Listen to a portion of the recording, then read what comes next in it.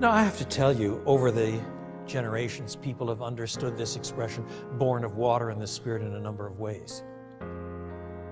Some people think it means natural birth plus some kind of spiritual birth. Born of water maybe is the breaking of the water when you're born, before you actually begin to push out. It's natural. Versus born of the Spirit, something from God, supernatural. So there are two births. You have to be born of water and of the Spirit. I don't think that's what it means.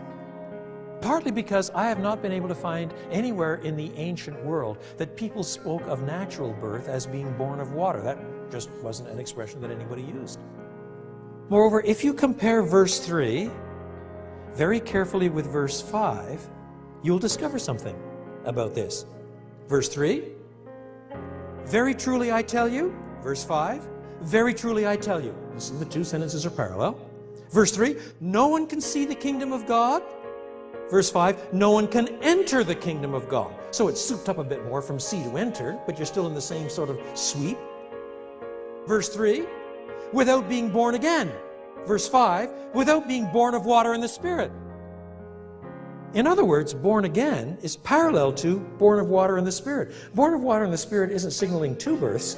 First, birth 1, born of water, then birth 2, the born again part. No, the whole expression, born of water and the Spirit, is parallel to born again. So what does John mean by that? What does Jesus mean by that? There's one other small hint that we can pick up before we conclude what it means.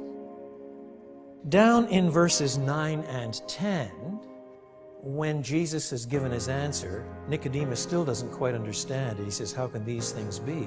And Jesus replies, you're Israel's teacher? You're the teacher of Israel, probably a title, the Grand Mufti, the Regius Professor of Divinity, and you don't understand these things? Now, what things should Nicodemus, because he was the Grand Mufti, the theological senior professor in the land, what things should he have understood? Well, what he should have understood, of course, was anything that comes from what we call the Old Testament, the first two-thirds of the Bible that we scanned last week. So the question becomes, where does that Bible talk about new birth? The short answer is, it doesn't. But interestingly enough, in quite a few places, it does talk about water and Spirit. In other words, when Jesus says the birth I'm talking about is of water and Spirit, he expects Nicodemus to pick up that sort of language. Because after all, he's the sort of chap that has actually memorized the whole Old Testament. He knows the text that well. So he picks up. He should pick up what Jesus means when he talks about water and Spirit. There are a number of passages, but perhaps one of the most striking is found in an Old Testament prophet by the name of Ezekiel, writing about the 6th century.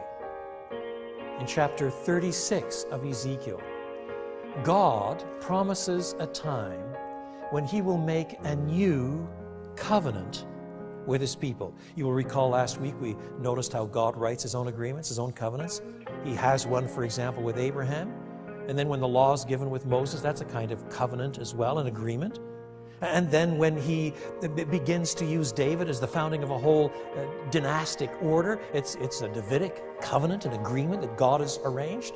But now Ezekiel is promising a new covenant. And he says that in this new covenant, he says, I will sprinkle your hearts with clean water, indicating cleaning somebody up morally. And I will pour out my Spirit upon you, indicating life and power from God himself. So whatever else this birth is, it's the promise of a prophet from 6 centuries earlier, bound up with the dawning of a new covenant, a new agreement from God, that would be characterized by moral transformation, the water sprinkling the heart, and by the power and life of God to transform and renew. That's what Jesus means by the new birth.